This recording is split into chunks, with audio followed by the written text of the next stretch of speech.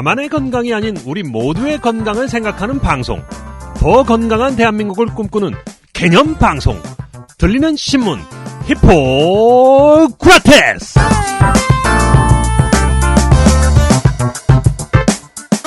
안녕하세요. 박쌤 박재영입니다. 안녕하세요. 김변 김선욱입니다. 지난 방송 녹음을 미리 해서 그런지 오랜만에 인사드리는 것 같습니다. 그러게요. 지난주에는 미국 존스 홉킨스 대 이명근 교수님 나오셔서 북한의 의료 현실과 통일 의료에 관해서 이야기를 나눴었죠. 저희는 재미있었는데 청취자분들도 재미있게 들으셨을 것 같아요. 꼭 챙겨 들어보셔요. 강추입니다. 재밌었다는 댓글도 올라왔는데요. 댓글을 하나 소개시켜드리면 구라구라님께서 통일 이야기 나올 때 의료 부분에 대해서는 생각도 해보지 않았었는데 준비가 많이 필요할 것 같습니다. 북한 병원이 열악할 거라고 막연히 생각은 하고 있었지만 직접 다녀오신 이명근 교수님을 통해 들으니 실감이 납니다.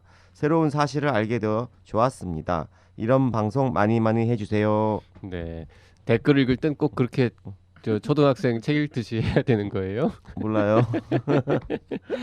네. 자, 오늘은 새로운 코너를 하나 마련을 했습니다. 책을 읽는 사람들이 점점 줄고 있는 상황이 안타까워서요. 네.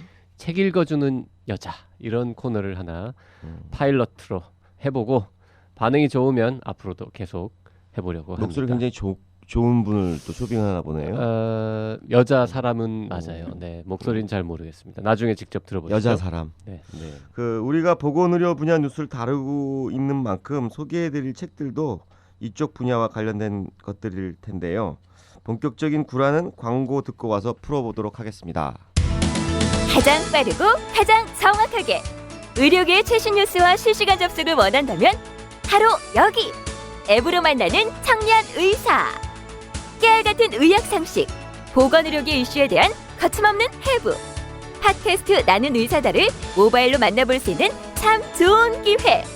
아이폰, 아이패드, 안드로이드 구분 없이 두루두루 설치가 가능한 청년 의사 앱. 지금 바로 설치하세요.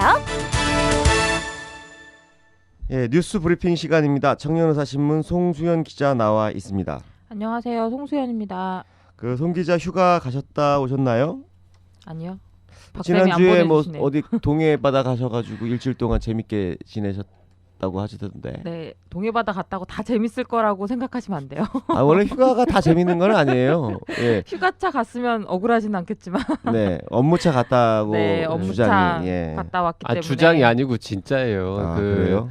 저희가 삼성 메디슨 청년의사 자원봉사 체험 캠프라는 긴 이름의 예. 캠프를 해마다 이제 여름에 하고 있는데요. 벌써 8년째 하고 있습니다. 그래서 전국의 의대생들을 한 50명 정도 데리고 가서 일주일 동안 낮에는 죽도록 고생스럽게 여러 가지 봉사활동, 주로 이제 육체노동인데요. 그걸 시키고 네. 저녁 때는 밤늦게까지 이 봉사활동 혹은 뭐 사회공헌활동 이런 세상에 좋은 일은 얼마나 많이 있는지, 그리고 그런 일들을 어떻게 하면 더 잘할 수 있는지, 또 그런 일을 할 때 주의해야 될 점은 뭔지, 뭐 이런 것들에 대해서 같이 강의도 듣고 고민해보는 뭐 일종의 선진국 개념으로 말하면 서비스 러닝 뭐 이런 건데요. 하여튼 아주 훌륭한 행사를 저희가 합니다. 포장은 또 되게 그럴듯한데요. 네. 두 분의 아무튼 저는 역할이 스텝으로 가서 개고생하고 왔습니다. 개고기 먹었다고요? 예?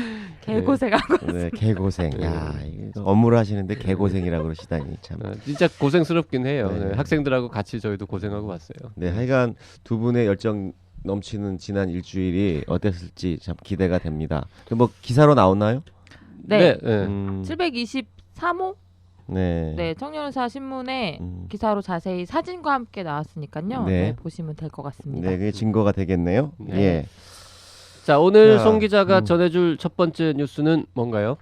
네, 지금 방송 녹음을 8월 7일에 하고 있잖아요. 네. 오늘부터 개정된 개인정보보호법이 시행됐습니다. 근데 이 개정된 개인정보보호법 때문에 병원들이 진땀을 흘리고 있습니다. 8월 7일부터 시행된 법에 따르면요. 카드사는 물론 모든 영업장에서 법적 근거 없이 주민등록번호를 함부로 수집할 수 없게 됐습니다. 이를 어기면 최대 3천만 원 이하의 과태료가 부과되는데요. 일단 내년 2월 6일까지 6개월간은 한시적으로 계도 기간을 두기로는 했습니다. 적법하게 주민등록번호를 수집한 경우라도 반드시 암호화 조치를 거쳐야 하는데요. 이 암호화는 오는 2016년 1월 1일부터 단계적으로 의무화되기로 했고요. 문제는 사전에 전화나 인터넷 홈페이지를 통해서 진료 예약을 받아왔던 병원들이 문제인데요. 그 병원들 대부분은 전화나 인터넷 진료 예약 시에 환자의 주민등록번호를 활용하고 있었습니다. 근데 이 길이 앞으로는 아예 막히게 된 겁니다. 병원들은 주민번호 대신에 환자 이름이나 주소, 연락처, 생년월일 등을 파악해서 이를 기존 환자 자료와 대조하는 방식으로 신원 파악을 하는 등 좀 예약 방법을 변경하느라 좀 애를 먹고 있습니다. 네. 병원에서 환자의 주민등록번호를 아예 없앤다는 뜻인가요? 그렇지는 않습니다. 그러니까 네. 환자가 병원에서 진료를 받기 위해 내원한 경우 주민번호를 포함한 진료 기록부를 작성할 수 있습니다. 그 주민등록번호가 들어가야 청구할 수 있는 거 아니에요? 그렇죠. 네. 사실? 그래서 진료 목적으로 주민번호를 수집하는 것은 법에 저촉되지 않는데요. 근데 하지만 예약은 진료 목적이 아니라는 게 이제 복지부의 판단인 것 같습니다. 뭔 차이가 있죠?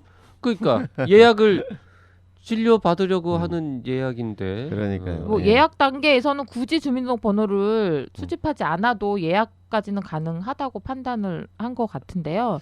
그래서 의료기관의 개인정보보호 가이드라인을 이제 마련을 했는데 복지부가 여기에 보면 의료기관의 진료 예약 시에만 개인정보 수집을 금하고 있습니다. 인터넷이나 전화를 통해서 진료 예약 시 수집할 수 있는 개인정보로는 성명, 생년월일, 주소, 연락처 등을 정하고 있고요. 방문에 의해서 진료를 신청할 때는 주민등록번호를 수집할 수 있습니다. 네. 그러니까 뭐 전화상 진료 예약을 하고 뭐 안 올 수도 있고 뭐 이런 것까지 다 감안을 해서 이렇게 가이드라인을 정한 건지는 잘 그러니까 모르겠습니다. 전화나 인터넷으로 예약을 할 때만 주민등록번호를 요구할 수 없다는 네, 뜻이네요. 그러면 맞습니다. 현장에 가서 근데 직접 찾아가서 예약하는 사람은 없잖아요. 요즘. 뭐 그렇죠. 예약까지는 그렇죠. 뭐 지금 그래서 큰 빅5 병원에서는 이 부분에 대해서 단체적으로 좀 반발을 하고 있다. 네, 이게 아마 그 예약 청구 시스템, 예약 시스템 자체에서 이미 그 주민번호를 넣지 않으면 네. 이게 안 넘어가도록. 다음 단계로 네, 네. 넘어가지 않는 프로그램상의 문제도 분명히 있을 거예요. 네, 그래서 그 프로그램을 다 변경하느라 예. 네. 네, 병원들이 많이 애를 먹고 있는 것 같더라고요. 근데 그러면 아시다시피 이제 동명이인이 많잖아요. 우리나라는 생년월일도 같고 이름도 같은 사람도 있을 텐데 그렇죠. 병원들이 각자 자체적으로 부여한 그 등록번호 요런 거를 넣어야만 정확하게 이 다른 사람하고 헷갈리지 않을 텐데 진료 등록번호는 거의 아무도 안 외우고 있기 때문에 그렇죠. 예, 예약할 때 실제로 특히 이제 처음 예약하는 거는 뭐 거의 불가능하겠네요. 그러니까 초진 환자 예약은. 그래서 아예 주민등록번호가 뺀 뭐 이름과 전화번호, 주소 이렇게까지 다 더 디테일하게 예약 기재를 해야 되는 거죠. 그래서 환자들이 오히려 조금 더 기재해야 되는 게 늘어날 수도 있는 그런 근데 불편이. 우리가 그 흔히 뭐 안전에는 돈이 든다 뭐 이런 이야기도 하지만 이것도 결국 이제 개인정보 보호라는 그 목적을 달성하기 위해서 거기에 어쩔 수 없이 수반되는 불편함이 있는 거죠. 의료기관도 그렇고 환자들도 그렇고. 그렇죠. 근데 이제 병원 측 입장에서도 이해가 할 만한 주장은 뭐냐면 어차피 오면은 다 주민등록번호를 의료법하고 의료법 시행규칙상에 당연히 수집하도록 법상 되어 있는데 그 차이가 뭔 대단한 차이냐, 눈 가리고 아웅하는 거 아니냐, 이게 좀 그렇긴 전부 해요. 네. 정책적으로 전반적인 거는 뭐 안행부에서는 주민등록번호가 이제 그 돌아다니지 않도록 하겠다라는 정책적인 취지는 이제 이해가 가는데 그 예외적인 예외적으로 의료 쪽은 좀 예외로 봐줘야 되는 거라고 본다라는 게 병원 쪽 입장인 것 네, 같습니다. 맞습니다. 뭐 정부가 그래도 이미 다 이렇게 법 정해가지고 시행했으니까 뭐 병원들이 반발해도 그냥 이렇게 갈 것 같은데요. 뭐 그렇죠. 어떡하겠어요. 예, 시행이 네. 병원만을 위해서 또 네. 특별 규정을 둘 수도 없고요. 근데 아마 예. 예, 입법 과정에서 이런 부분들 분명히 얘기가 됐을 거고 그것에 대해서 그냥 묵살된 거죠.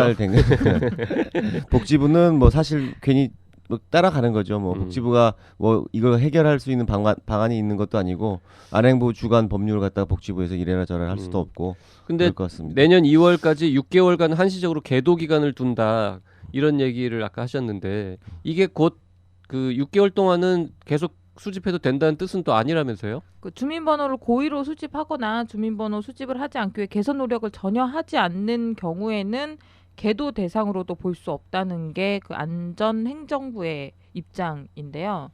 노력을 하지 않으면 계도 기간이라도 처벌할 수 있다라는 입장을 보인 거죠. 네, 그 저 여러 대학병원이나 뭐 병원 관계자들이 6개월 동안은 그냥 유예된 거다라고 생각하시는 것 그렇죠. 같은데 계도 기간을 그렇지 뒀다고 않다고 하니까. 해요. 네. 네.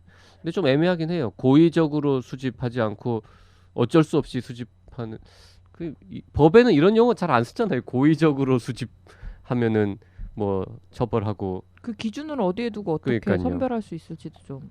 그리고 뭐 이상하네요. 하여튼간. 적극적으로 노력을 하지 않으면 계도의 대상으로 볼 수 없다 이런 얘기를 공무원이 했다는데 뭐 어쨌든 현실적으로 내년 2월까지는 그렇게까지 적극적으로 뭐 처벌을 할 것 같지는 법에 않습니다만은 나와 있는 유예 기간 시행 기간이 아니라 그냥 계도 기간이라서 그냥 행정적으로 뭐 단속을 강화하지는 않겠다 뭐 그런 뜻인 것 그러니까 같아요. 적극적으로 단속을 하거나 적극적으로 처벌을 하진 않겠지만 개선 노력을 안 하면은 다칠 수 있다. 뭐 이런 정도의 이제 애매한 표현인 것 같아요. 어쨌든 6개월 동안 준비는 하셔야 될 것 같습니다. 네, 알겠습니다. 다음 소식 전해주시죠. 730 재보선 결과 보셨죠? 네, 어느 지역이 가장 흥미로우셨나요, 두 분? 전 뭐 우리 지역구 제가 사는 동네는 재보선이 없었기 때문에 제가 사는 동네도 없었어요. 네, 네, 저도 없었어요. 제일 흥미로웠던 건 뭐 아무래도 그 동작을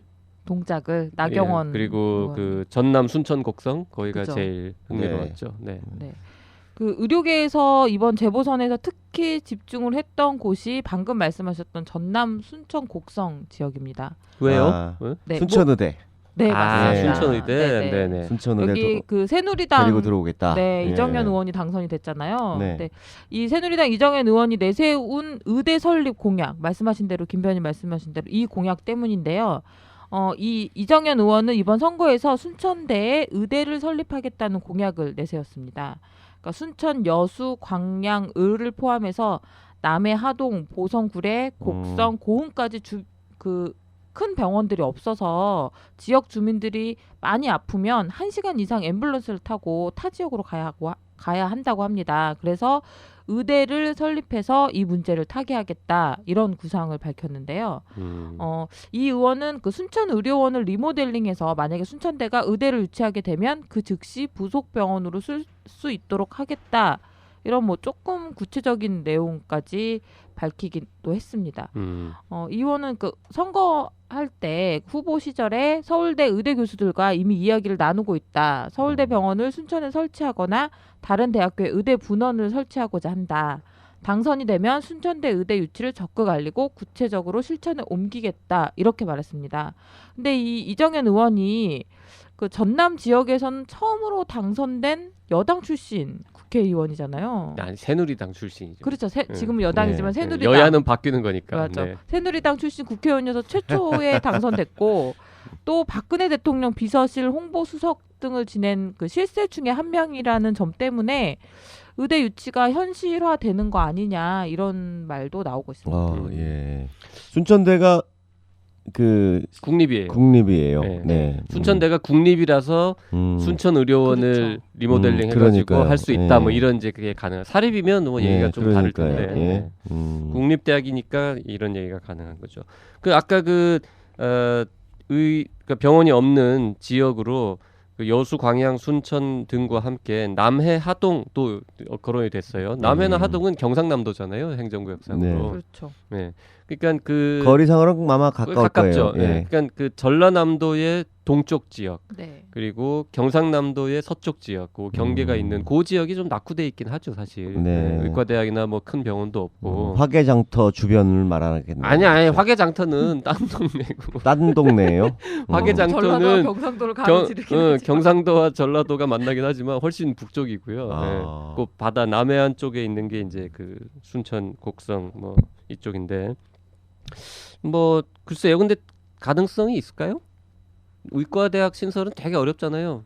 그 그렇죠. 부실 교육 그 서남의대 사례도 많고. 애도 있듯이. 네. 네. 서남 의대 관동 분원이 설치된 거는 그런 걸 말하는 캠퍼스처럼 그런 걸 말하는 건가요? 의대 분원이라는 거는 현재 없죠. 우리나라에 존재하지 않습니다. 연세대학교 원주 캠퍼스에 의과대학이 있지만 그거는 사실상 완전히 별개의 대학으로 운영되고 있어서 현재 특정한 의과대학이 분원을 만들어서 뭐 다른 지역에 또 있는 케이스는 없죠. 근데 이게 다른 얘기잖아요. 근데 아까 후보 시절에 두 가지 말씀을 다 하신 것 같은데 순천대학에다가 의대를 만들겠다 하는 거 하고 서울대 교수들하고 얘기해서 서울대 병원을 순천에 설치한다 하는 거하고는 전혀 다른 얘기죠. 전혀 다른 예. 얘기인데 네네. 둘 중에 하나라도 해보겠다라는 그렇죠. 뜻이었겠죠 아마. 네. 예. 네. 근데 이 서울대 병원은 서울대 병원은 뭐래요? 글쎄요. 만만한 게 서울대 병원인지 세종시에 병원이 없을 때도 서울대 병원이 내려올 거다라는 얘기가 한참 논란이 있었잖아요. 이번에도 역시 서울대 병원이 거론되네요. 아무래도 국립병원이기 때문에 네. 정부의 그 입김이 더 많이 작은. 국립대학교 병원 많잖아요. 뭐. 전국에 다 있는데 왜 하필 서울대만 이렇게 선호하는 거예요? 다 알지 않을까요? 선호하는 이유는? 서울에 있어서 그런 거 아닐까요? 뭐 방송 사고입니다. 이 정도가 뭐 사고예요. 아니 근데 거기가 의료 취약지구이기 때문에 의대를 꼭 넣어야 된다. 그건 좀 이상하네요. 그러니까 나 정말 이해가 안 가는 게 왜 의료 취약지구가 있으면 다 의대를 세우겠다는 거예요. 병원을 지어야지. 병원을 지어야죠. 그렇죠. 병원을 지은 다음에 그 병원이 잘 운영이 되고 거기에 의사들도 모이고 뭐 이렇게 해가지고 되면은 거기다가 학교를 나중에 붙여야지. 어떻게 병원도 없는데 학교부터 짓겠다는 게.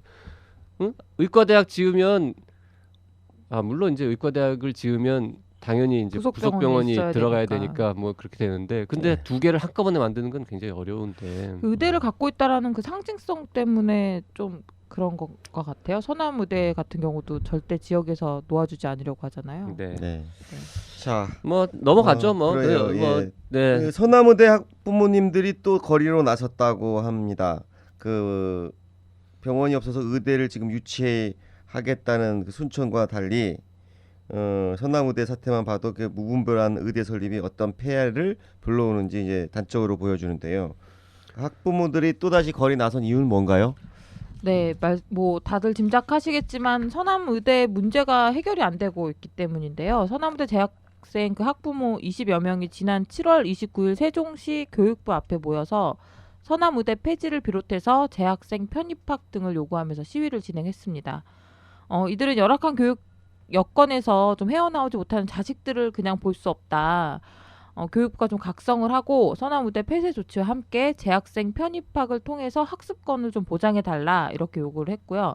이들은 뭐 침몰하는 서남의대에 갇혀있는 재학생들, 뭐 졸업생은 법원이 살렸으니 재학생은 교육부가 살려내라 이렇게 적힌 그 피켓 등을 들고 시위를 했는데요.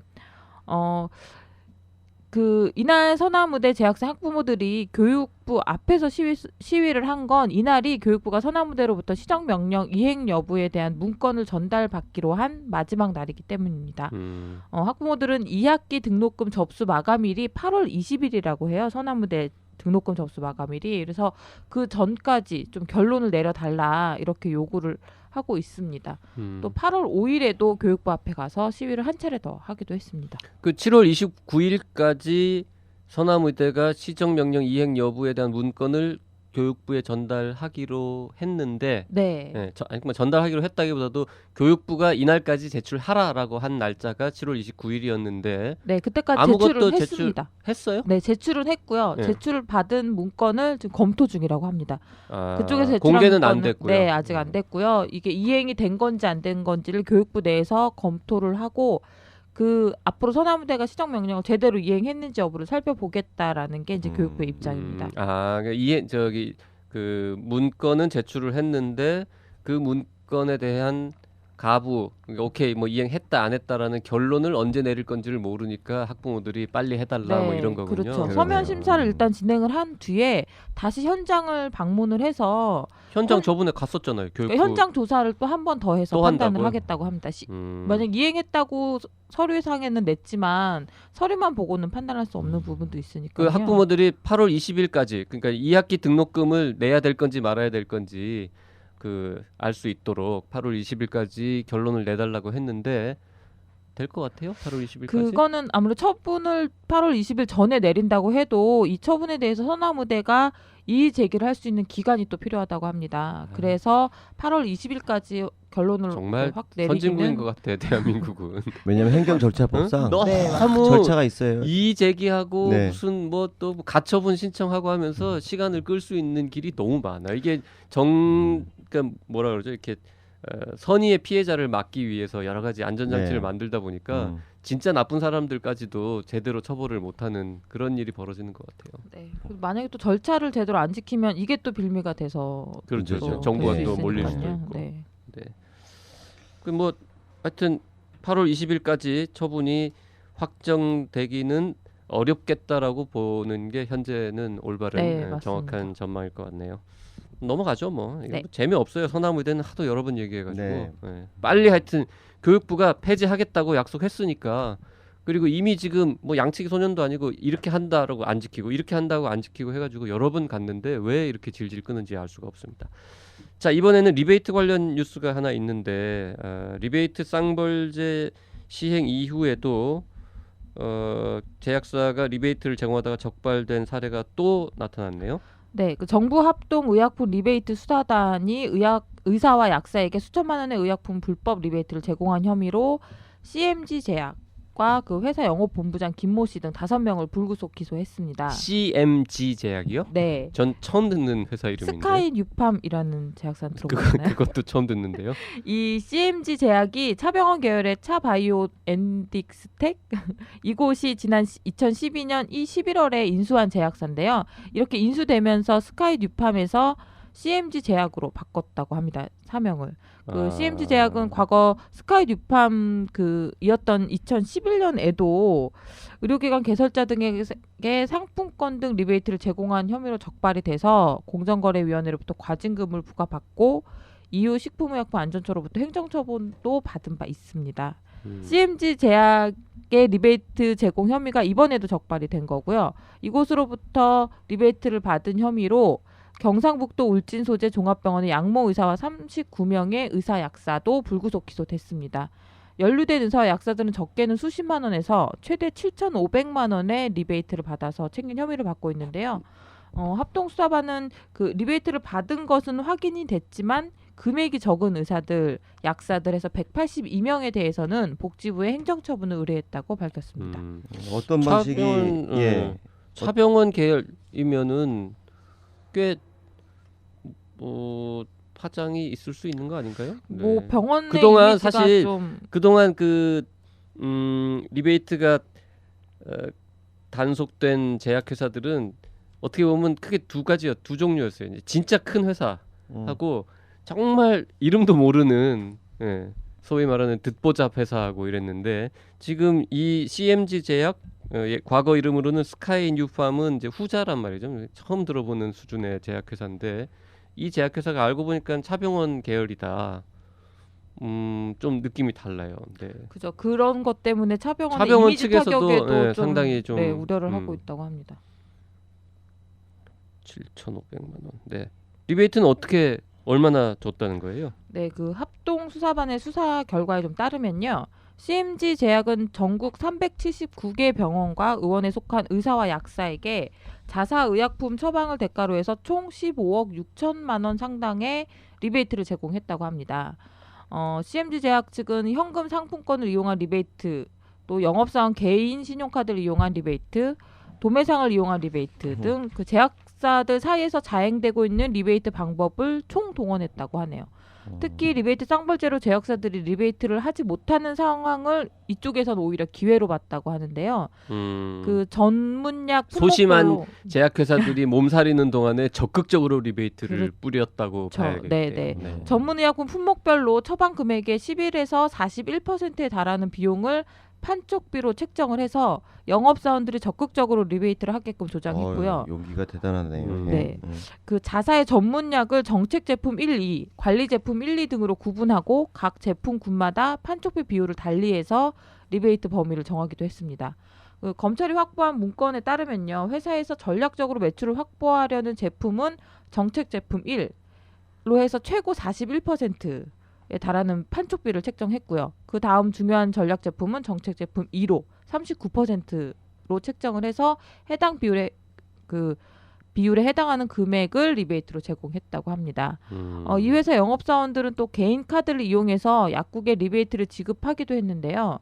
그 회사 법인카드는 물론 개인 신용카드까지 이용해서 약국 수금 금액의 5에서 10%를 약국 카드 단말기에서 결제해주는 방식으로 약사들에게 오. 경제적 이익을 제공했다고 아니 이건 합니다. 처음 듣는 방식인데 이게 말이 돼요? 뭘 샀다고 하고 약국에 가서 카드를 긁어요? 가서 뭐 아무거나 긁는 샀다고 거죠. 하면 긁으면 되는 아니 뭐 그 의약품 바코드제가 안 돼서 이게 기록이 안 남나? 뭘 팔았는지 모르니까 그러니까. 예. 의약품 바코드제 해야겠는데요? 이런 거 못하게 하려면은 그럼 일반 의약품도 다 들어가나? 일반 의약품도 다. 바카스 이런 것도. 예. 그래. 아니 근데 진짜 웃기다. 예. 이거를 그러면 뭐 예를 들어서 바카스를 뭐 한 200박스 산 것으로 그런 식으로 카드 긋고 이랬다는 거 아니에요? 그렇죠. 네. 네. 또 이렇게 무허가 의약품 도매상을 차려서 리베이트를 제공한 케이스도 있었는데요. 그 5억 원 상당의 조제용 전문 의약품과 일반 의약품을 거래처 의원과 약국에 판매하고 이를 통해서 발생한 이익을 다시 리베이트를 제공하는 그게- 그런 방식입니다. 그게 무슨 말이에요? 그 CMG 제약의 영업 사원인데 네. 자기가 도매상을 그걸 차려 차려서 가지고 네. 근데 무허가 의약품 도매상을 차린다는 건 무슨 말이에요? 그 도매상을 차렸지만 허가를 받지 네. 않은 도매상이었던 게 나중에 적발이 된 것 같아요. 꼬리 자르기. 참 희한한 방식으로 그러겠네요. 꼬리 예. 자르기. 그럴 수도 예. 있겠네요. 이 정도로 회사 전체가 적극적으로 움직이면 네. 처벌은 어떻게 되는 거예요? 뭐 이게 굉장히 괘씸죄에 걸리겠죠. 더. 걸릴 것 같은데. 예. 이거는 대놓고 한 거고 오히려 다른 데 주춤하고 있는 걸 기화로 시장을 더 석권을 하겠다고 했으니 뭐 최근에 저희가 들은 리베이트 사건 중에서 제약회사가 가장 적극적이고 전사적으로 네. 그렇네요. 한 것 같은 그런 느낌이 드네요. 네. 파장이 좀 클 것 같습니다. 네. 네. 그 의사들끼리 면허 대여해주는 사례가 함께 적발됐다는 건 또 뭐예요? 네, 이 리베이트 관련 수사를 하다가 같은 사건에서 지금 연결돼 있는 거죠? 네네. 그 네네. 검찰이 리베이트를 받은 혐의로 조사 중이던 A 의원의 실질적인 대표 의사인 B 씨가 알고 보니 면허를 빌려서 의료기관을 운영하고 있다는 사실이 함께 밝혀진 겁니다. 이 리베이트 수사 과정에서. 그 B 씨는 신용 불량자로 개인이 의원을 개설할 경우에는 차압이 들어올 수도 있다. 이런 우려 때문에 지난 10년 동안 대학 동문 및 구인 구직 사이트에서 알게 된 의사들의 면허를 빌려서 의원을 운영해 왔는데요. B 씨가 면허를 빌린 의사는 5명에서 6명 정도로 이 중 공소시효가 완료돼서 처벌 대상에서 제외된 인원을 빼면 실제 처벌 대상은 2명이라고 합니다. 근데 이 중 1명은 사망했고요. 나머지 1명은 현재 암투병 중이어서 검찰은 이들에 대해서 처벌하지 못했다 이렇게 밝혔습니다. 면허 대여는 공소시효가 몇 년인데요? 5년이라고 합니다. 5년이에요. 근데 이것도 참 이상한 사건이네요. 네, 취재 과정에서 검찰 측에서는 면허를 대여해준 의사는 처벌할 수 있는데 면허를 빌려서 병원을 차린 의사는 처벌할 수 없다라고 아니에요. 다 하던데요. 공범 관계인데.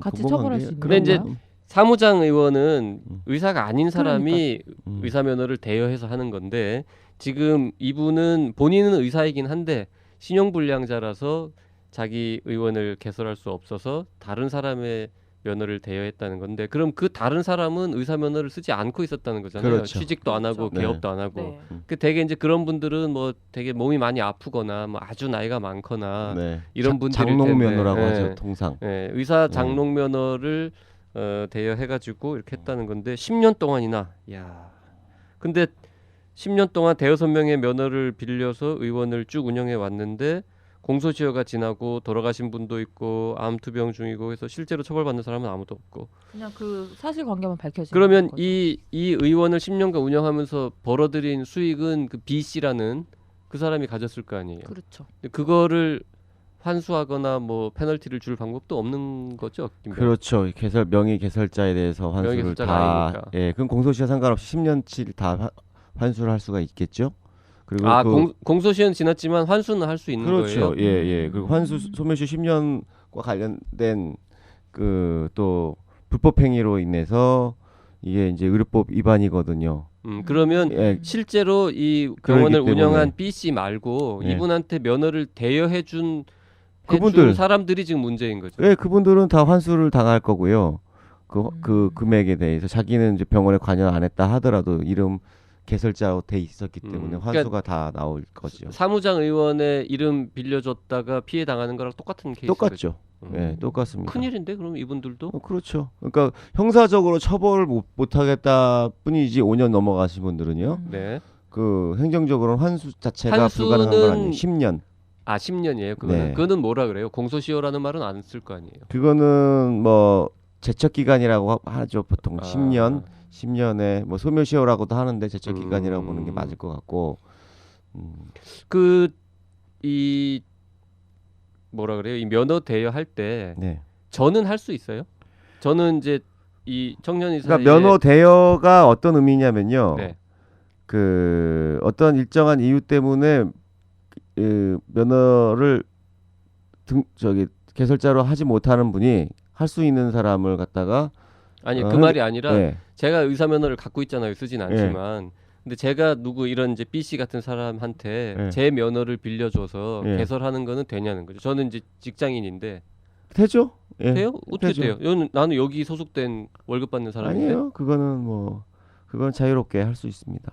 보건소에다가 하는 거기 때문에. 그러면 그렇게 되면- 제가 나중에 국민연금이나 4대 보험 있을 때 지금 직장 가입자도 돼 있고 또 자영업자가 있으니까 그 부분에 대한 네. 그 정리만 해주면 되는 거죠. 아. 어디를 주된 사업장으로 할 건지, 그러면 소득으로 할 건지. 어딘가에 소속이 되어서 월급을 받는 사람도 그냥 또 새로운 사업장을 개설하는 거는 가능한 그렇죠. 거군요. 예, 예.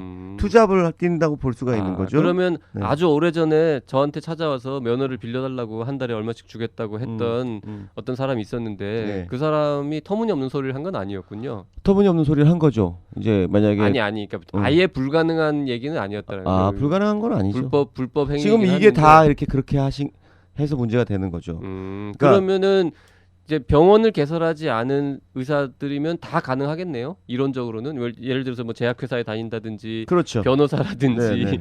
응? 기자라든지 이런 사람들은 네, 예. 음. 그래서 면허 대여로 처벌받는 거는 이름만 걸어두고 한 번도 안 가는 경우입니다. 가서 뭐 진료 행위를 하거나 하게 되면 면허 대여는 아니에요. 한 번만 가면 그러면 그- 한 달에 하루? 그건 이제 형식적인 거죠. 그건 아니고 예, 그런 뭐 거 갖고는 최소한 안 뭐 되고요. 일주일에 한두 번씩은 예, 가야 그래서 되는. 영업을 했다고 네. 볼 수 있는 사회통념상 업무를 봤다, 뭐 인사도 했고 회계도 정리도 하고 뭐 그랬다고 한다면 면허 대여까지는 아니에요. 실제 오너가 거기 뭐 같이 있는 페이닥터로 돼 있지만 실제 오너가 그 사람이라 하더라도 그런 일종의 동업 관계이기 때문에 면허 대여라고 하지는 않습니다. 면허 대여는 이름만 빌려주고 거기는 한 번도 안 가거나 아무런 관련을 안 하는 경우 그런 경우에 면허 대여가 됩니다. 그럼 이 면허 대여되면 면허 취소되죠. 면허도 네. 취소되고 그다음에 그동안의 면허 대여 기간 동안에 환수된 거 처분 다 보험 청구한 거 다 환수되고요. 그러니까 무지막지하게 위험한 일인데 참 형사처벌되고요. 그거를, 예, 쉽게들 몇몇 분들은 하시는 것 같더라고요. 그 소탐 대신에 대표적인 그래요. 예죠. 예. 예, 면허 대여료. 약사도 그렇겠네요. 그럼 마찬가지겠죠. 약사 면허도. 예. 그 면허를 빌려서 병원을 차린 의사는 어떤 처벌을 받아요? 그 처벌 안 받는다니까 그 사람 오히려. 그러니까 공범으로 처벌받는다 그랬잖아요. 그냥 공범으로 공범으로요? 처벌받고 실제로 오너잖아요. 그러니까 네. 뭐 세무조사할 때는 실제 경영자로서 책임을 지고 또 그 공단에서 환수에 대해서 만약에 명의 대여한 사람이 그 환수의 경제적 능력이 없을 경우에는 불법 행위로 손해배상 청구를 해서 또 받아낼 수가 있고요. 자, 뭐 하여튼 면허 대여는 하면 안 되는 걸로 당연한 얘기지만 다시 한번 확인하고 넘어가도록 하겠습니다. 자, 지금까지 송수연 기자와 함께 한 주간 있었던 보건의료 분야 뉴스 정리해봤습니다. 감사합니다. 감사합니다. 딱딱하고 골치 아픈 주제임에도 추리소설을 읽듯 재미있다. 중앙일보. 박근혜 대통령에게 당장 개념 의료를 정독할 것을 권한다. 프레시안. 의사와 병원에 대한 불신을 주장하는 책들 속에서 이슈를 판단하는 눈을 키워주는 반가운 책. 조선일보. 우리나라 보건의료의 현주소를 보여주는데 적절할 뿐더러 부족함이 없다. 오마이뉴스. 교양 시민을 위한 개념 있는 의료 이야기. 더 건강한 대한민국을 위해 우리 모두가 알아야 할 불편한 진실. 정치 사회 분야 베스트셀러 개념 의료. 온라인 오프라인 서점에서 절찬 판매 중. 김변. 네. 1년에 책 몇 권 읽어요? 바빠서 거의 못 읽는데요. 에이, 진짜로 몇 권이나 읽어요?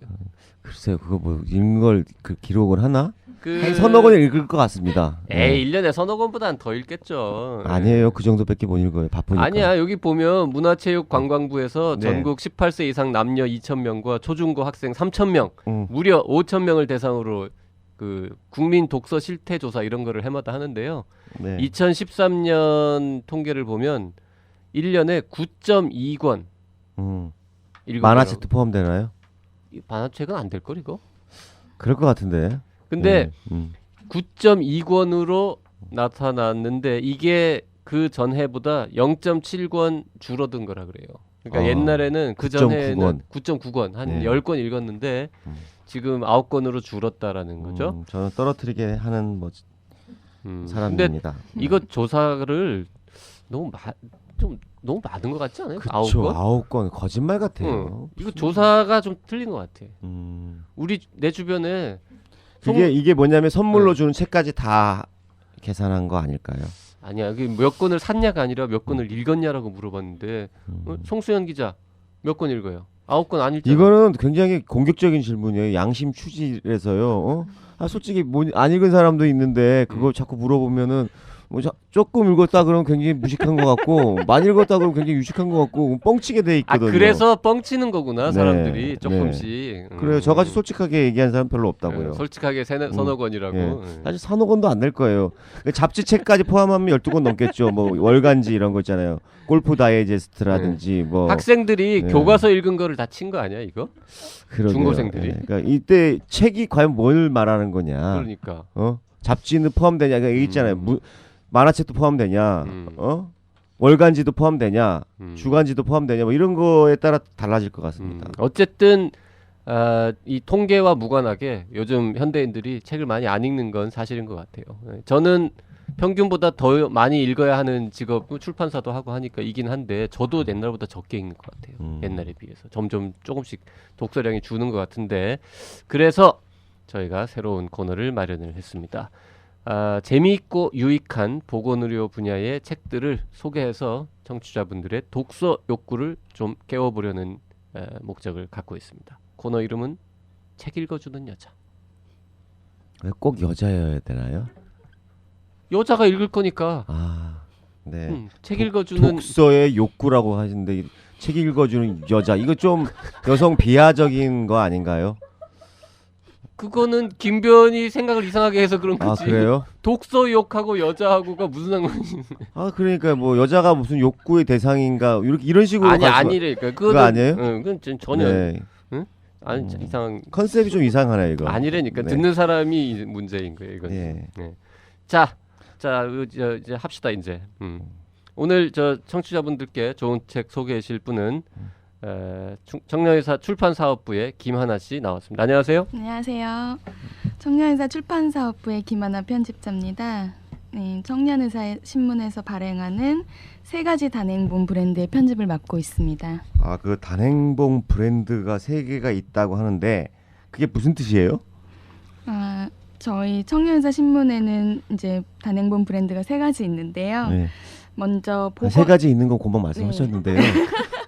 그게 무슨 뜻이냐고요? 단행본 브랜드가 뭐예요 이게? 오늘 방송 처음 하는 거니까 또 구박하지 말고 살살 구박하는 게 아니라 이래서 이제 입을 좀 돌리실 수 있도록. 요즘은 출판사들이 한 가지 브랜드로만 출간을 하지는 않아요.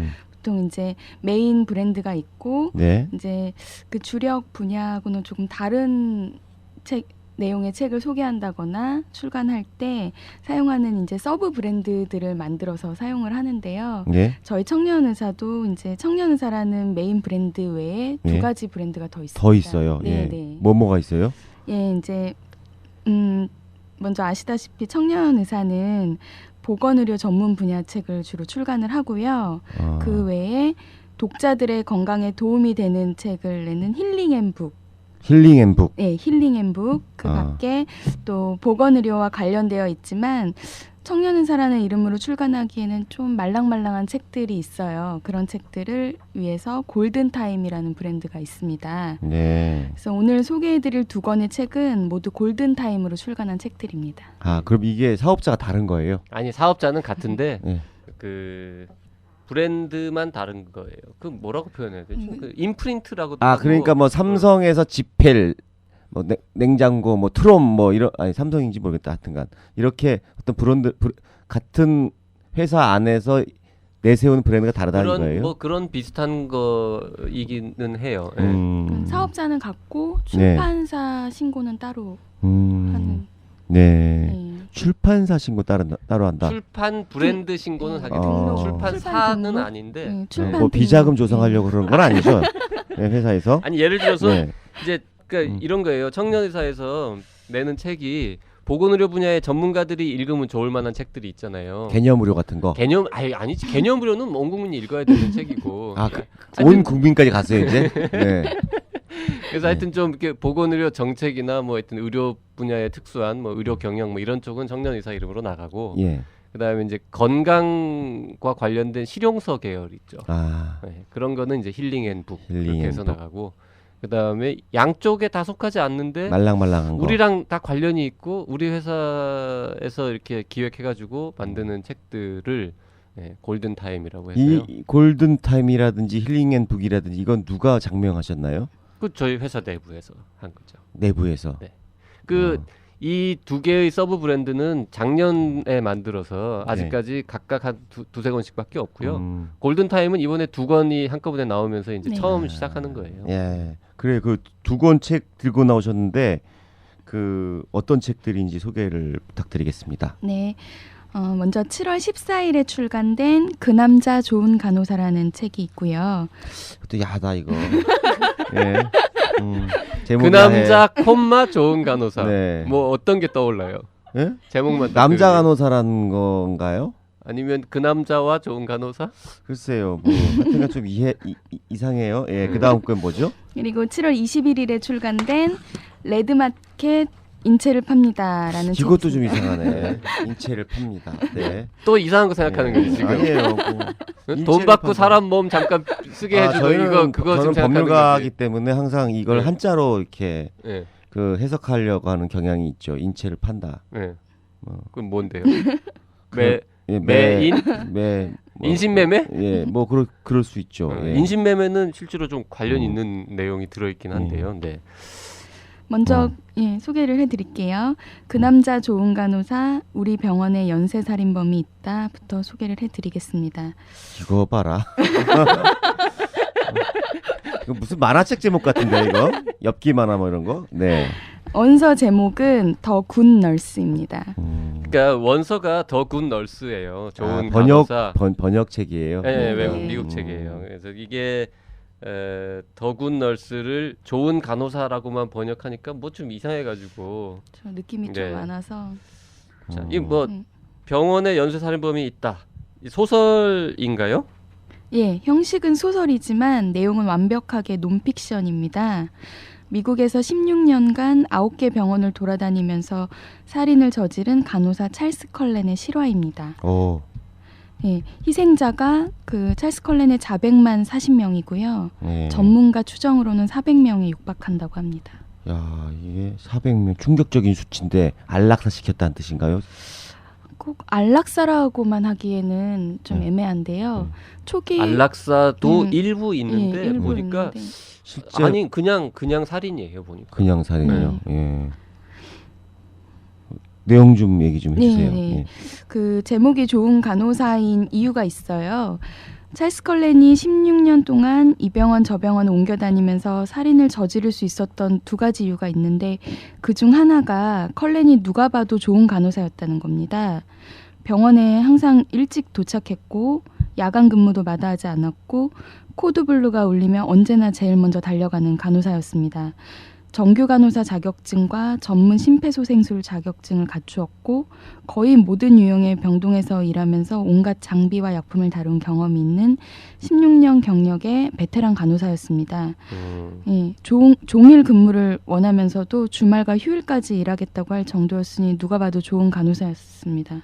환자를 죽인 것만 제외하면요.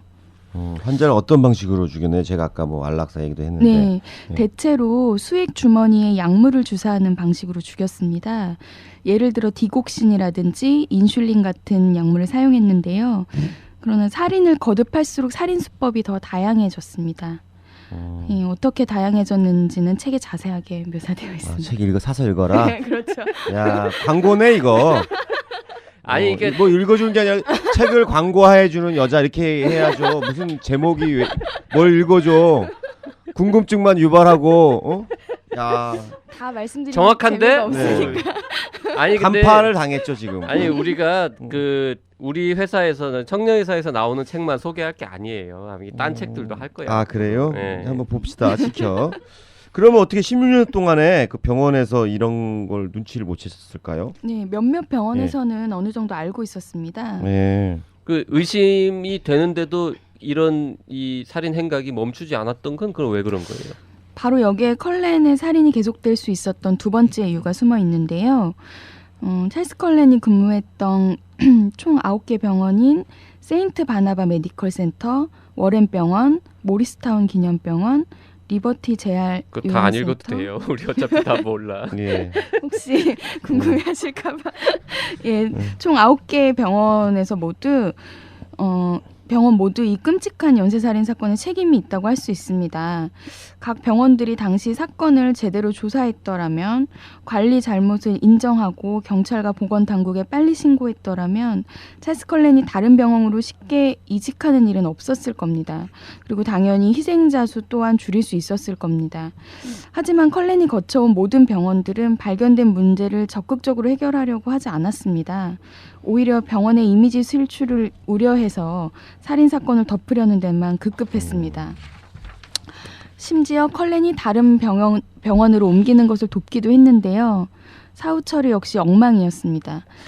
어떤 병원에서도 환자 안전 시스템은 작동하지 않았던 거죠. 네. 요새 문제가 되고 있는 환자 안전법과 관련된 내용일 수도 있겠네요. 그거랑도 관련이 좀 있죠. 그리고 그렇기 때문에 저희가 이 책의 출판을 사실 결정을 했었어요. 이걸 한국에 소개를 해야 되나 말아야 되나 고민을 하다가 그리고 청취자분들께서 오해하실까봐 지금 이 시점쯤에서 말씀드려야 될 것 같은데 이 사람은 이름이 찰스 컬렌인 데서 알 수 있듯이 남자예요. 네. 그래서 그 남자 좋은 간호사는 그 남자와 좋은 간호사가 아니라 좋은 간호사였던 그 남자의 이야기 뭐 이렇게 이제 되는 겁니다. 김병 같은 분이 이제 엉뚱한 상상을 하기를 약간 기대를 하면서 제목을 붙인 거죠. 네. 속아 넘어갔네요. 네. 그 저자가 어떻게 이 책을 쓰게 된 건지에 대해서 짤막하게. 네, 짤막하게 말씀드릴게요. 언론인인 저작 찰스 그레버가 10년에 걸쳐 찰스 컬렌을 독점 면담하고 찰스가 찰스를 만나서 예, 인터뷰를 그렇죠. 했군요. 네. 10년에 걸쳐 독점 면담하고 그리고 사건을 조사했던 형사들과 컬렌의 주변 인물들을 인터뷰했기 때문에 출간이 가능했습니다. 수백 장에 달하는 미공개 경찰 기록, 면담, 도청, 비밀 촬영 기록과 컬렌을 막는 데 도움을 준 비밀 정보원 등의 자료를 토대로 완성한 겁니다. 그래서 그 간호사는 16년 동안 이렇게 하다가 어떻게 결국 잡힌 거예요? 그 부분이 가장 클라이맥스인데요. 그 부분이 가장 흥미진진한 부분이기도 합니다.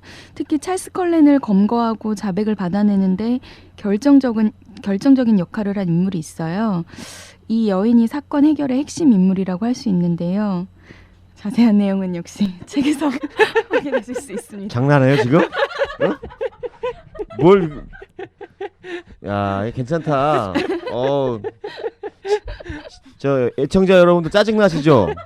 어떡할까요, 제가? 예.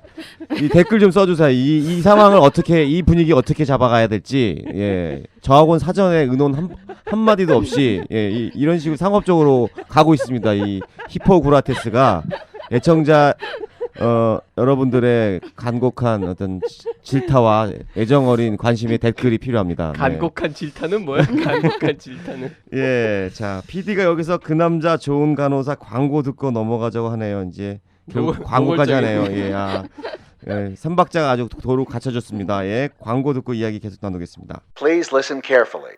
9개 병원에서 일어난 연쇄살인, 최소 40명, 최대 400명의 희생자. 그러나 16년 동안 아무도 몰랐다. 그 남자 좋은 간호사. 우리 병원에 연쇄살인범이 있다. MBC 신비한 TV 서프라이즈에 소개된 희대의 연쇄살인범 찰스 컬렌의 소설 같은 실화. 그 남자 좋은 간호사. 우리 병원에 연쇄살인범이 있다. 절찬 판매 중. 책 파는 여자로 해요, 그냥 솔직하게. 그게 더 재밌을 것 같긴 해. 여기 살려. 수당 있어요? 여기서부터 살려. 요 앞에. 네. 이제 광고가 나가자마자 김변희 코너 이름을 바꾸라고 지금 책 파는 여자로. 자, 우리 김변희 이렇게까지 극렬하게 저항을 하니까 좀 이따 말씀드리려고 그랬는데 이게 미리 좀 말씀드려야 될 것 같아요. 이 희구라 청취자분들 댓글 남겨주신 분들 중에서 추첨해가지고요. 이 책 2권 새로 나온 신간 네. 한 2권씩만 보내드릴까요? 네. 네. 2권씩. 야, 그렇게 해서 보내드리도록 하겠습니다. 끝까지 마케팅으로 달리네요. 야, 괜찮다. 자, 2번째 책 제목은 레드마켓 인체를 팝니다. 그리고 그 앞에 부제가 있네요. 사는 사람, 파는 사람, 훔치는 사람. 레드마켓 인체를 팝니다. 이렇게 되어 있는데 이 책 제목도 좀 여름 남양 특집 이런 계열인 것 같아요. 레드마켓의 의미가 뭔지부터 좀 설명을 해주시죠. 네, 인체 조직을 사고 파는 레드마켓은 공급자나 구매자 중 한 명이 중대한 생명의 변화를 맞는 사건 끝에 존재한다는 특징을 가지고 있습니다. 한마디로 삶과 죽음이 냉정하게 현금으로 교환되는 시장이라고 할 수 있는데요. 그게 다리뼈가 됐든 장기가 됐든 머리카락이 됐든 인간의 어떤 부위라도 사고 판다면 그 시장이 바로 레드마켓입니다. 물론 이 레드마켓에는 암 시장이 가장 많은 비중을 차지하고 있습니다. 뭐 그러면 이 책은 인체 조직을 사고 파는 레드마켓에 대한 일종의 보고서겠네요. 네, 그렇습니다. 탐사 저널리스트인 저자 스콧 카니가 인간과 인체를 놓고 수익성 좋은 비밀 거래가 이루어지는 레드마켓이라는 거대한 지하 경제를 쫓아다니며 현장에서 5년을 보내면서 기록했습니다. 스콧 카니의 기사는 내셔널 지오그래픽, BBC, CBC, NPR, 디스커버 등에 실렸습니다. 아까 그 남자 좋은 간호사는 10년간 취재해서 네. 책을 한 권 썼고 이 책은 지금 5년 동안 추적해서 썼는데 이런 거 참 부러운 것 같아요. 이 사람이 어쨌든 이렇게 해서 이 책 쓰면은 5년 동안 생활비는 나온다는 뜻일 거 아니에요. 아니면 뭐 다른데 이렇게 좀 부수입이 있더라도 우리나라에서는 이런 특정한 주제에 열심히 취재 몇 년씩 막 이렇게 투입해가지고 책을 쓰면은 완전 거지 되는데. 아, 그래요? 이거 책 팔아가지고 인생 뭐 얼마나 받겠어요? 그렇죠. 저기 박쌤은 얼마나 나왔어요? 전- 개념으로? 얼마나 팔렸고 얼마나 남았어요? 개념으로 아직 인쇄 한 푼도 못 받았는데요. 그래요? 네. 왜 그러지? 몰라, 우리 회사에서 잘 안 줘요. 그래요? 레드마켓으로 보내야겠네. 그 관련된 사람들을. 예. 예, 책의 내용에 대해서 좀 더 주겠죠, 구체적으로 뭐. 설명해 네. 준다면 예, 어떤 내용이 있습니까? 네, 간략하게 말씀드리면 전 세계 인골 매매, 신장 매매, 입양 시장, 난자 매매, 대리모 시장, 혈액 매매, 의학 임상 시험, 모바일 시장 등에 대해 저자가 직접 취재한 내용들을 담고 있습니다.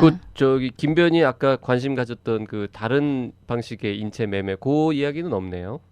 그러네요. 근데 뭐 사실상 난자 매매라든지 대리모 시장 이런 것들 다 관련돼 있네요. 신장 매매나 뭐 입양 시장도 좀 그렇고. 살펴보면 네. 아동 납치범에 관한 이야기도 나오거든요. 네. 네, 그런 부분들을 어떻게 굉장히 여러 가지 내용을 다루는 것 같네요. 네, 그래서 제가 본문 중에 이 구절을 읽어드리면 이해하시는 데 도움이 될 것 같은데요. 잠깐 읽어드릴게요.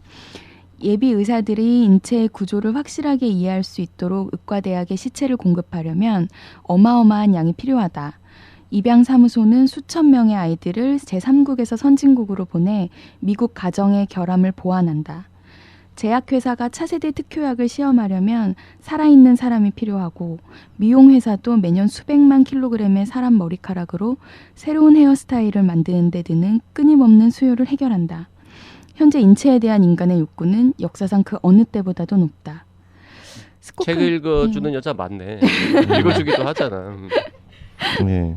예, 스코카니는 이렇게 말하면서 우리가 이미 레드마켓 안에서 살아가고 있다는 것을 환기시킵니다. 카니는 이것이 우리가 인체 조직을 매개로 경제가 형성되고 있다는 사실을 거부한다고 해서 간단히 사라지는 문제가 아니라고 말합니다. 우리가 좋든 싫든 인체는 전 세계 곳곳에서 공개적으로나 비공개적인 방식으로 사고 팔릴 것인데 자, 유일한 과제이자 가장 중요한 것은 이것을 어떻게 할 것이냐의 문제라는 것이죠.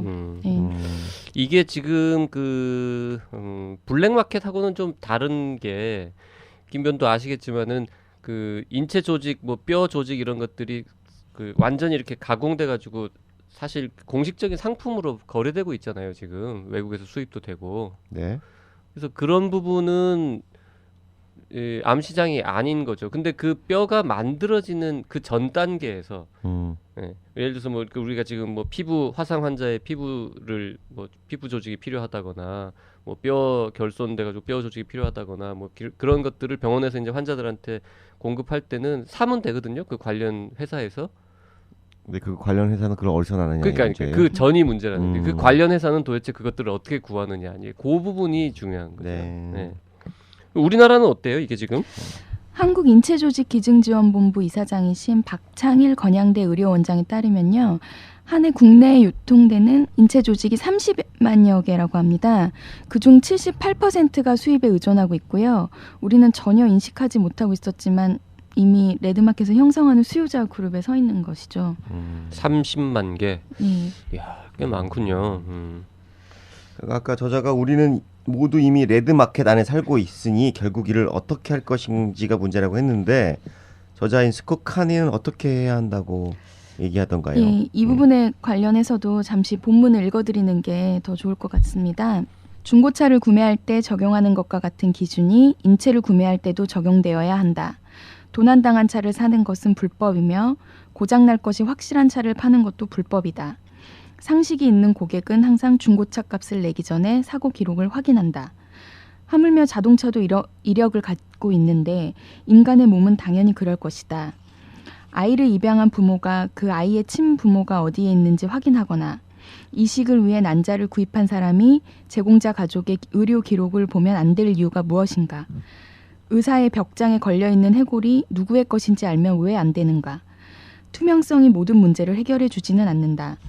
물론 범죄자가 서류를 위조하고 새로운 사연을 조작하고 새롭고 재기 넘치는 방법으로 비도덕적 관행을 숨길 수는 있다.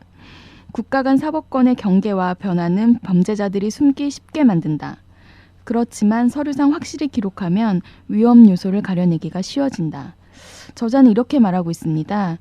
즉 해골이 누구의 것인지 알면 남의 무덤을 파헤쳐 시신을 훔치는 일이 줄어들 것이고 입양한 아이의 친부모를 확인하면 그 아이가 납치된 것이 아니라는 사실 정도는 알 수 있게 된다는 것이죠. 해골이 누구 것인지 어떻게 알아요, 근데? 이건 좀 약간 이해가 안 가는 부분인데. 지금 아까 한국 인체조직기증지원본부 그 이사장님 코멘트도 있었지만 이 문제는 세계적으로 이제 보건학적으로도 나름 이제 중요한 이슈 중에 하나인데 결론은 사실 쉬워요. 그 헌혈처럼 하면 돼요. 헌혈. 우리가 대부분의 선진국들이 피의 그러니까 헌혈 그과 관련된 그 혈액 공급과 그 수요 공급 그 뭐라 그래야 돼요? 혈액의 이 수집 및 유통 관리 체계를 국가가 직접 하잖아요. 그리고 기증자는 그냥 기증하는 거죠. 헌혈을 하고 나면은 뭐 우리가 뭐 빵이나 무슨 뭐 조금 많으면 뭐 영화표 이런 거 받긴 하지만 실제로 아주 조금의 이 이득만 취하고 거의 무상으로 이 선의의 뜻으로 기증을 하고 그 혈액을 국가가 모아서 꼭 필요한 사람한테 굉장히 낮은 비용으로 이렇게 주고 이렇게 하잖아요. 인체 조직도 그렇게 하자는 거죠. 네, 그렇습니다. 네. 그런 얘기가 책에도 나오나요? 제가 이 책은 끝까지 안 읽어봐가지고.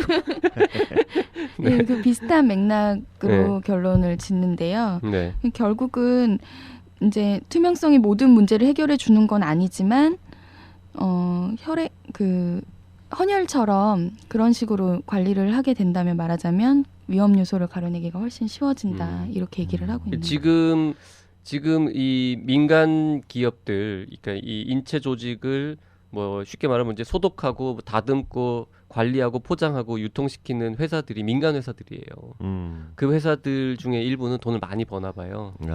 그리고 그러다 보니까 그 인체 조직에 그러니까 환자들이 지불하는 가격도 굉장히 높아지는 거죠. 그러네. 국가가 관리해야 된다. 국가가 해야 된다는 거죠. 네. 그러다 보니까 네. 그러니까 기증을 안 하는 거죠. 옆에서 그거 내가 기증하면 그걸 가지고 내가 기증한 나의 시체로부터 만들어진 조직으로 누군가 돈을 벌고 있다. 그러면 안 되겠죠. 그럼 누가 기증할 예, 마음이 그러게요. 생기겠어요. 그러니까 사람들이 쉽게 기증하고 그걸 가지고 또 국가가 관리하면서 싸게 꼭 필요한 환자들한테 공급할 수 있는 시스템 이런 게 그래요. 필요하다고. 이게 이제 매매의 대상이 돼서는 안 될 것 같습니다. 그러니까요. 예. 그래서 그런 식의 이제 그 활동 주장들을 우리나라에서도 많이들 하시는데 아직까지는 그 국가가 이 인체 조직은 거의 관여 안 하고 있거든요. 이번에 이 책 출간을 계기로 좀 그런 여론이 많이 형성되기를 네. 바라는 마음이 저희한테도 여론이 있습니다. 형성돼서 제도가 좀 제도가 만들어졌으면 바뀌는 거죠. 좋겠네요. 네, 네. 그러게요. 네. 결국 이것도 또 광고하시겠네요. 그러니까 그렇죠. 네. 네. 뭐 일단 만들었으니까요. 네, 광고 틀고요. 다음에 네. 우리가 이 코너를 얼마나 매주 하지는 아마 못할 것 같은데 네. 가끔씩 할 텐데 다음에는 좀 다른 회사 책도 네, 알겠습니다. 소개해가지고요. 책 파는 여자 아니고 책 읽어주는 여자 네. 소리 들을 수 있도록 좀 해주시기 바랍니다. 네, 알겠습니다. 네, 고맙습니다. 고맙습니다. 김하나 씨 고맙습니다. 네, 감사합니다. 사는 사람, 파는 사람, 훔치는 사람.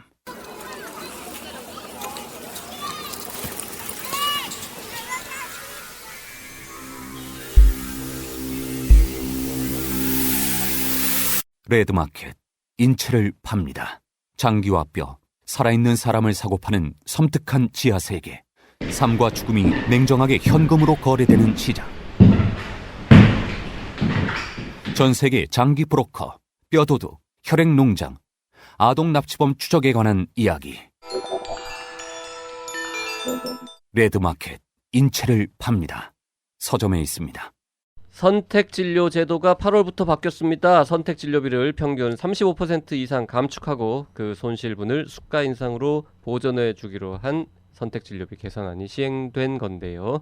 이 개선안 자체가 빅5 병원만 배불리고 있다. 나머지 모든 병원은 다 손해다. 이런 비판이 있습니다. 오늘 이슈 내망현에서 다뤄보겠습니다. 네, 그 수가 보존 내용이 고도의 수술 처치를 하는 상급 종합병원에 주로 포커싱이 맞춰져 있다. 그래서 상대적으로 그 건수가 적거나 없는 2차 병원이나 전문 병원에서는 선택진료 가산 축소로 인한 손실이 보존되지 않는다는 불만이라고 합니다. 예상됐던 건데요. 자세한 내용은 청년의사신문의 미남 기자 정승원 기자와 함께 알아보도록 하겠습니다. 파마했는데 2만 원 주고 했대요. 소설 코미스에서 쿠폰 받아가지고. 네. 예, 안녕하세요. 정승원 기자입니다. 네. 파마가 많이 풀렸네요. 예, 곧 다시 할 예정입니다. 네. 네, 미남 기자라는 말에서 빵 터졌습니다. 파마는 뭐 별로 안 웃겼는데 미남 기자. 네. 자, 우선 8월부터 적용되기 시작한 선택진료제 개선 방안 많은 분들이 뭐 아실 것 같긴 한데요. 간단하게 한번 짚고 넘어갈까요? 예, 선택진료는 우선적으로 금액을 줄인 뒤 선택진료 의사 수를 줄이는 방법으로 이뤄지게 됩니다. 그에 따라서 현재 진료 항목별로 20에서 100%인 가산율을 15에서 50%까지 조정합니다. 구체적으로 선택진료 가산 시 50%까지 가산할 수 있었던 검사는 30%로, 25%까지 가능한 영상은 15%로, 100%까지 가능했던 마취는 50%로, 55%가 가능했던 진찰은 40%로 줄어들게 됩니다. 여기에 입원 환자들에게 제공되는 회진이나 질병 치료, 상담, 교육 등의 의학 관리는 20%에서 15%로, 정시는 50%에서 30%로, 처치와 수술은 100%에서 50%로 하향 조정됐습니다. 복지부는 이를 통해 올 한 해 국민의 선택진료비 부담이 평균 35% 감소할 것으로 전망했습니다.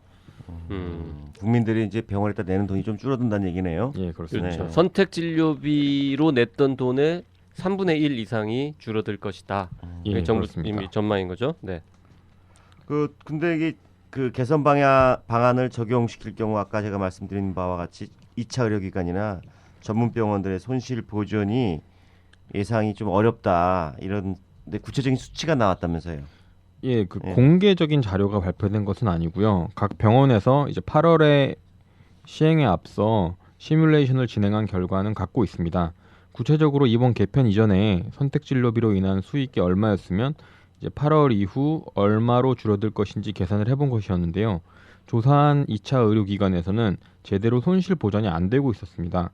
기존의 선택진료비로 얻던 수익에서 적게는 40%에서 많게는 50%까지 수익이 줄어들고 있었습니다.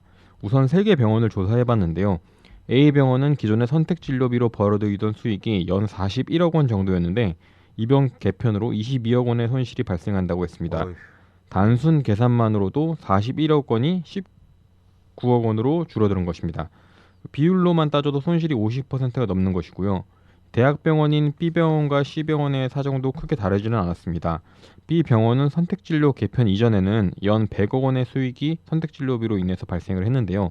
그런데 이번 개편으로 인해서 추정 손실액이 41억 원으로 나와서 기존 선택진료 수익 대비 41%의 손실이 발생했습니다. C병원 역시 기존의 110억 원을 선택진료 수익으로 벌었었지만 이번 개편으로 48억 원의 손실이 발생하는 것으로 추계했습니다.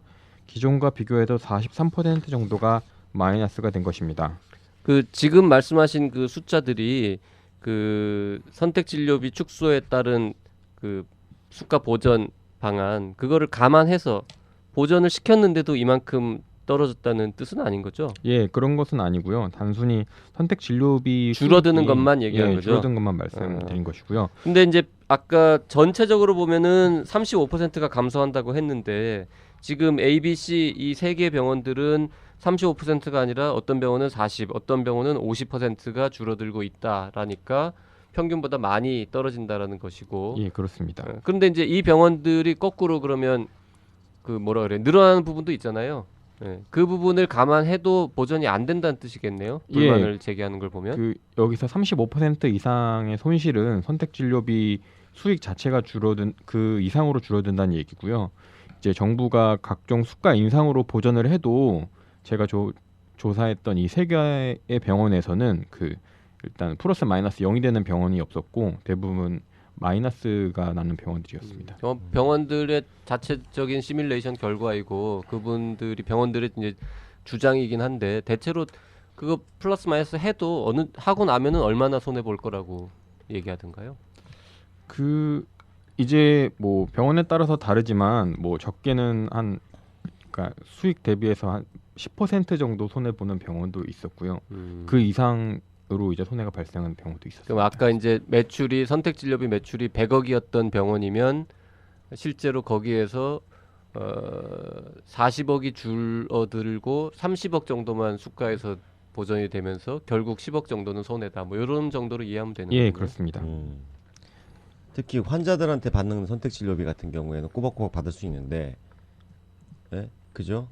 다른 이제 보존이 되는 비용은 결국 보험 재정에서 받아야 되는데 그렇죠. 삭감도 되고 삭감도 될 수 있고. 환수도 되고 네. 이거는 조건부 돈이잖아요. 네.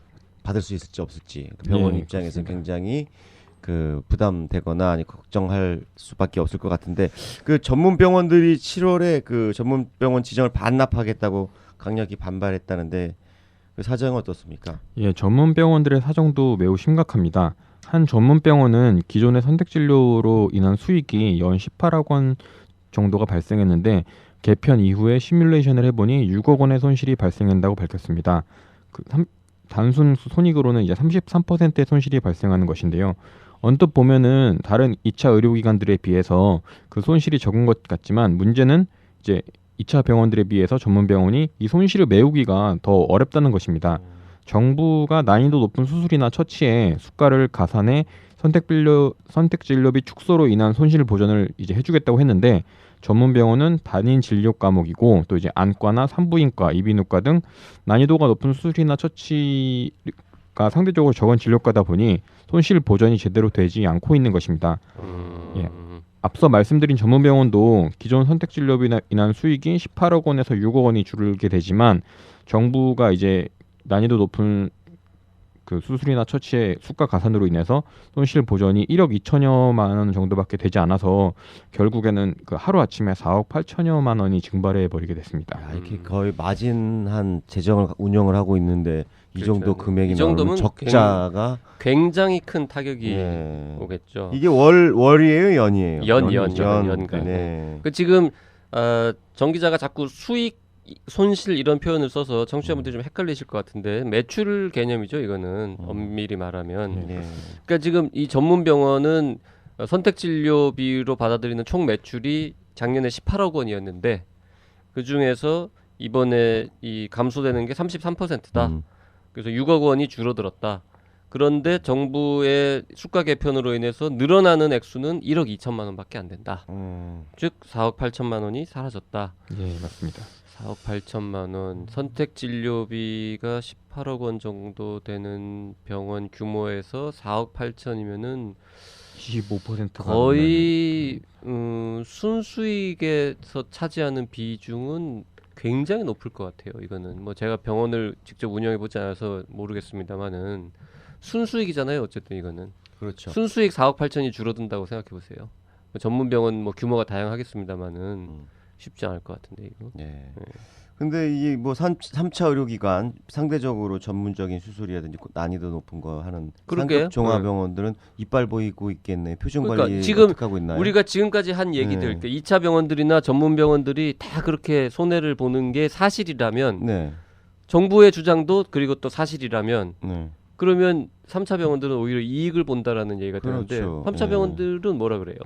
네, 초반에 이제 정부가 선택진료 가산을 축소한다고 발표했을 때만 해도 상급 종합병원들의 분위기는 이제 크게 다르지 않았는데요. 근데 8월 제도 시행을 앞두고 이제 각 상급 종합병원들이 시뮬레이션을 해본 결과 선택진료 수익 감소분과 정부의 수가 인상으로 인한 손실 보전분이 거의 같아서 손해가 발생하지 않는 것으로 나타났다고 합니다. 그 병원들이 그 빅5 같은 데서 계산해 보니까 자체적으로 네, 그렇습니다. 우리는 손해는 아니다 이렇게 결론이 났다는 거죠. 네, 난이도가 높은 수술이나 처치의 수가 인상으로 그 선택진료비 감소로 인한 손실 보전이 된다는 것인데요.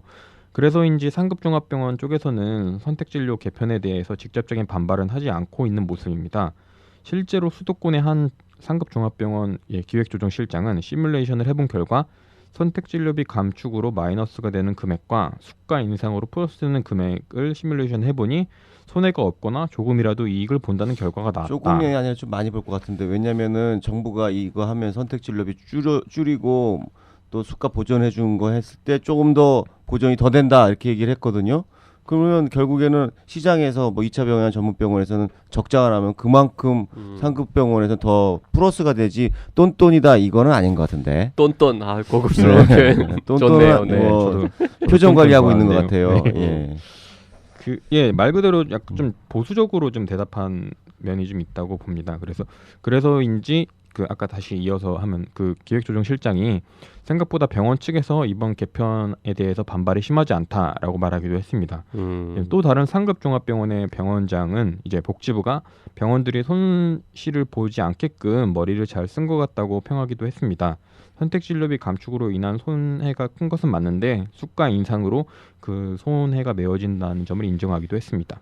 지금 이게 문제라니까요. 지금 현재 일선에 꽤 많은 대학병원, 3차 의료기관 중에도 빅5가 아닌 병원들 그리고 2차 병원들 전부 지금 복지부의 이번 그 선택진료비 이 수가 연동 이 개편안에 대해서 강력하게 반발하면서 아니 이거는 정부가 대놓고 빅5만 밀어주게 하는 거 아니냐 이런 얘기들까지 막 그 일선에서 나오고 있는데 이게 지금 정 기자가 쭉 얘기한 내용이 정말 사실이면은 앞으로 굉장히 시끄러워질 것 같은데요.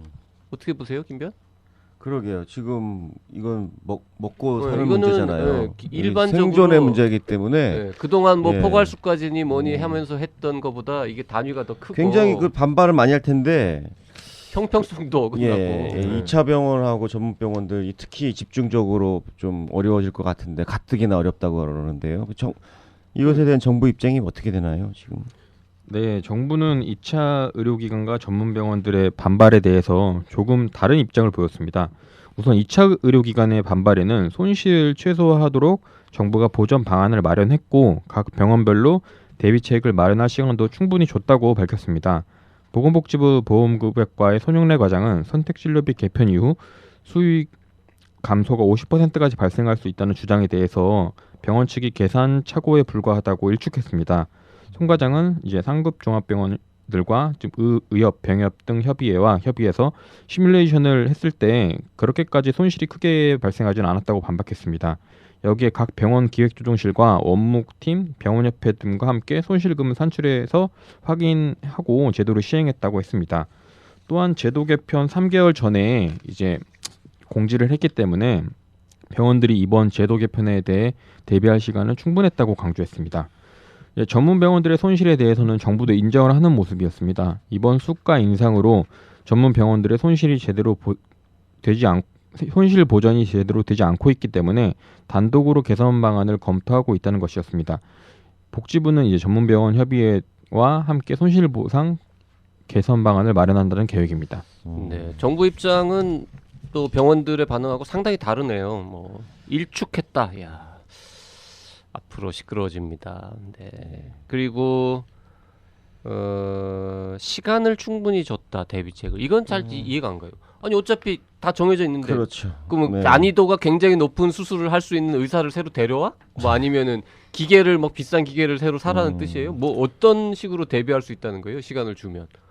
이제 뭐 설명에 그게 제일 이해가 안 가는데. 시간을 줘서 전부 다 폐업을 하길 뭐 이런 건가요? 아니면 뭐 다른 식의 어떤 꼼수를 마련할 기회를 줬다는 것도 아닐 테고. 아마 무슨 뜻인지 잘 모르겠어요. 설명회를 충분히 이제 이전에 개최를 해서 병원들이 좀 이해할 수 있도록 한 것 같은데 여기에 대해서도 이제 병원 쪽에 이제 보험심사팀 이런 데서는 그 주관님 그 박쌤 말씀하신 대로 시간을 줘서 뭐 하느냐, 그러니까 뭐 우리가 준비할 수 있는 게 뭐 있느냐 그런 그러게요. 반응을 보이기도 했습니다. 언뜻 생각해도 이거는 대비책을 시간 준다고 마련할 수 있는 게 아닌데, 그리고 병원 측들이 계산한 거는 다 착오다 이렇게 얘기해버리면 네. 어차피 그 정부가 6개월간 그 한번 보겠다고 하시니까 그 사이에 데이터가 나오겠죠. 이거는 냉정하게 데이터가 나오는 사안 아닙니까? 그죠? 그렇겠죠. 네. 근데 이제 6개월 동안에 만약에 많은 병원들이 손실을 많이 봤어요. 이것 때문에. 그럼 그거 다시 메꿔줄 거예요, 정부에서? 에이, 절대 안 그건 메꿔준단 아니죠. 말이죠. 그건 안 되죠. 네. 그러면 예를 들어서 6개월 동안 뭐 1년에 가령 뭐 10억 원 정도의 이제 적자 순이익을 올리던 뭐 저 중소 종합병원이 하나 있었는데 이 병원이 6개월 동안에 20억이 적자가 발생했어요. 그러면 어떻게 메꾸죠? 누가 책임지는데? 그러게 말입니다. 이거는 진짜 이거 쉽지 않을 것 우리나라 건강보험제도에서 의료 수가의 그 정책을 가격을 정하는 국가 입장이 있기 때문에 발생하는 불가피한 우리나라만의 어떤 그러게요. 지금 구조적 문제라고 보죠. 개원가의 어떤 영향력이라 그럴까요? 역할이 상대적으로 조금씩 축소되고 전 세계적으로요. 그다음에 이제 대형 병원들의 또 이렇게 역할 너무 비대해지는 것도 또 문제고 이러면서 이제 소위 말하는 지역사회 병원, 뭐 커뮤니티 하스피탈, 중소병원, 허리가 되는 이런 종합병원들의 이 역할이 상대적으로 좀 중요해지는 측면도 있는데 네. 지금 요 정책은 그 허리에 해당하는 2차 병원 그리고 조금 작은 대학병원들에게 상당히 큰 타격을 줄 수 있는 정책이라는 면에서 위험할 것 같아요. 6개월이 아니라 솔직히 한 달만 지나도 이거 파악할 수 있을 것 같거든요. 얼마나 실제로 줄어드는지. 그거 좀 잘 취재해 보고요. 네. 6개월까지 못 버티고 더 문제가 생길 수도 있으니까 잘 좀 살펴보시기 바랍니다. 네. 그 정승환 기자 수고했습니다. 예, 감사합니다. 오늘 히포크라테스는 여기까지입니다. 네, 히구라 정치 소감은 페이스북, 팟빵, 아이튠즈 등에 댓글을 남겨주셔도 되고요. 이메일 radio@doc.co.kr로 보내주셔도 됩니다. 1666-1895로 긴 문자 남겨주셔도 됩니다. 아까 말씀드린 것처럼 오늘 방송 나가고 나서 얼마 동안 할까요? 일주일만 딱 해볼까요? 2주일? 네, 2주일 안에 그러면 댓글 뭐 기타 등등 소감 남겨주신 분들 중에서 4분을 추첨해서 2분에게는 레드마켓, 2분에게는 그 남자 좋은 간호사 책을 보내드리도록 하겠습니다. 네, 프로모션이 굉장히 좋네요. 네, 지금까지 PD 송수연, 작가 김은영이었습니다. 들리는 신문 히포크라테스 2014년 8월 8일 방송 여기서 마치겠습니다. 감사합니다. 감사합니다.